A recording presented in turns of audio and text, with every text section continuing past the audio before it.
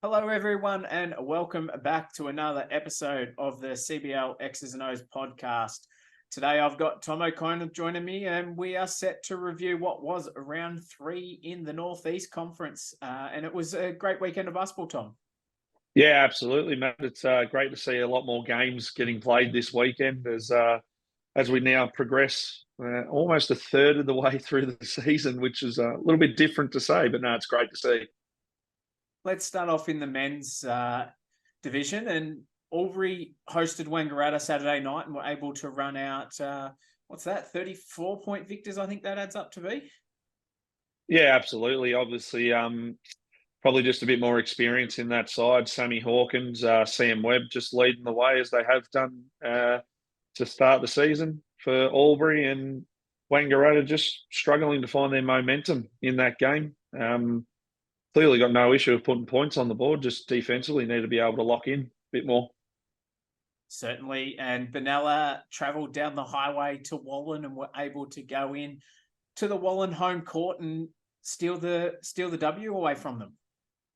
Yeah, big win for Benalla. No Wally Armstrong there to lead the ship as he jetted off Saturday morning to America. So without a coach, obviously, I'd say big load went on Eric Miraflores and Lockie Kigo, and probably shut it down. As you can see in those scorers for Wallen is that Ryan Philippi, who's had some big games to start the season. So yeah, well done to Benalla on the road, and obviously a tough road trip to go into, that's for sure. And Wodonga will be singing praise after the weekend, being able to get on the winners list, but not only once, twice. So they're back at a 2-3 record and showing the competition that you don't want to mess with them. Yeah, it shows that we spoke about him last week. Lockie Harvey coming straight back into that group is he is young, and obviously just showed that his talent is so high after obviously a selection to the under-20s state stuff just recently in the week as well. So well done to Lockie and the Wodonga boys. And your team travelled into Shepparton and you couldn't actually walk out with the W. So Tom Frame, obviously shooting 23, probably caused you some hassle that night. Yeah, look, Frame, he's a very crafty guard as well. Very good use of his body, being able to create off of on balls, get himself into the paint. Few areas for us to lock into. It's great to have played two quality sides to start the season. Obviously, Nick Dodd is a very experienced guy that leads that team. So him and Framey leading the way was huge for them, and for us, we've got some things we need to work on. Absolutely. But then Sunday, Shepparton couldn't get the job done, going down to the team we mentioned before in Wodonga, finishing the record of the weekend 2-0. Cohen Ainsworth shooting 13. They're not high scorers there, but they must have had a team effort for the Wodonga team. Yeah, absolutely. Well, 62-53, that's a pure defensive game. Maybe a bit of poor offense. We're not too sure what it was, but it shows with Tom Frame and Nick Dodd being out of that Shepparton side how big of a loss it is for them, and shows that player coach Dylan Wayman has to try and step up, but can't do it all. And Benalla travelled across to Myrtleford and stole the W from Myrtleford. And I believe this game went to maybe overtime, and Eric Miraflores stood up shooting 36 points. Yeah, absolutely. You see, overtime it definitely was, and it's probably great to see the name of Jalen Barker finally back playing CBL after quite a few years of a college stint at NBL one. Well done to Eric. Obviously, two big games for him this weekend. Sam Beck's back into the side. Obviously, didn't play on the Saturday night. But yeah, no, well done to Benalla. 2 wins on the road. Bit of a bogey team for them against Myrtleford as well, if you do speak to Wally Armstrong. So he knows that. So well done to him. And your team, the Seymour Blasters, were able to turn it around on Sunday, giving a massive wallop to Wangaratta, 129-43. Yeah, it was probably something we needed to do just to send a message to the rest of the competition that things are okay for us. We're obviously our experience is going to shine through. Eden Hobbs coming off the bench having 25. just his athleticism, his speed was huge. But it was really on the defensive end for us that in that game that we got things done and were able to run transition and just finally get some confidence back within the group that it's okay, things are all right, and give us that percentage boost, and obviously get in that winners column as well.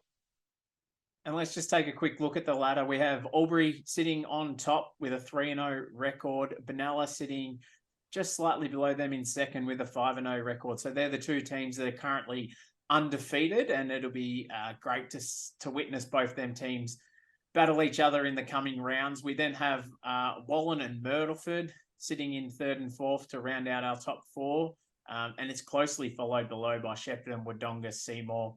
Any of them teams are potentially going to make the four this coming season. And then Mansfield and Wangaratta are sitting a little bit below all them teams there. So quite interesting ladder currently, but it probably doesn't paint the picture fully just yet, does it, Tom? No, I wouldn't have said so. It's as we said, we spoke about nearly being a third of the way through the season, but this is where the teams that have been there before, all of them start to roll, and it's great to see that there's now a mix of 6 or 7 that are actually in that picture for the finals positions as well. So it'll take shape across the next coming weeks when more of those top teams start playing each other. That's for sure. And let's just take a look at the women now. And Saturday night, Wodonga put on a big show to defeat Wallen on their home court, and they were, 30 plus victors there. Yeah, absolutely. It's probably a bit of a shout out. We spoke about Lockie Harvey before, coming off of a state team announcement. Elizabeth Murphy, Jess Freeman, just showing why they are in that category as well for state teams. Obviously putting up 58 points between them, obviously tied Wallen themselves. Probably a bit more of an experience for them, able to work on a few more things within that game. So well done to Wodonga. And Shepparton hosted Seymour, and again, another bit of a blowout game, going down by 30 plus as well to Seymour. But obviously Casey Lennox shooting 22 was put on a bit of a show for the Blasters. Yeah, footwork inside and being able to finish at the hoop for Casey was huge. As I spoke about with Wodonga, it was a chance for Seymour to be able to bring in Carly Cranston for her first game as well. Chatting to the coach this morning, Deb Coulson, Carly came away with a double-double in that. So obviously she's got someone counting the stats, but 13 and 10 in there. And it was a chance to just work on some different things, throw in a few different actions and keep the gel within the group. That's for sure. Albury had the week off, but they still sit second on the ladder, only to be Seymour in front of them. Seymour and Albury both still undefeated this season, but only played 2 games each. Wodonga sitting third with a 1-1 record. Shepparton are sitting fourth. And Wallen, unfortunately, haven't been able to hit the winners list just yet, but I don't think Wallen will be too far away from being able to steal a victory from someone, will they? No, absolutely. I think those top 3 sides are deservingly going to be the top 3 this season. And it's obviously going to be between, I'd say, Shepparton and Wallen for that 4th spot, depending on who can finish higher within the race as well. That's it. And that wraps out our review of round 3 in the Northeast Conference for season 2023. It was a good round. We've got a bit of a understanding of where teams are sitting, but we're still waiting on some top of the table clashes in both the men's and women's, which is then going to show which teams are going to be our contenders this year, isn't it, Tom? Yeah, absolutely. And obviously playing in the conference, it's you're looking at what games are happening weeks ahead and you go, yep, looking forward to playing that one. And obviously we'll diverge into the round 4 at some stage throughout this week, both you and I, and cannot wait for it, Matt. We certainly will. So we'll jump on a call later this week to discuss what will be round 4 in the Northeast Conference. And until then, people, stay tuned.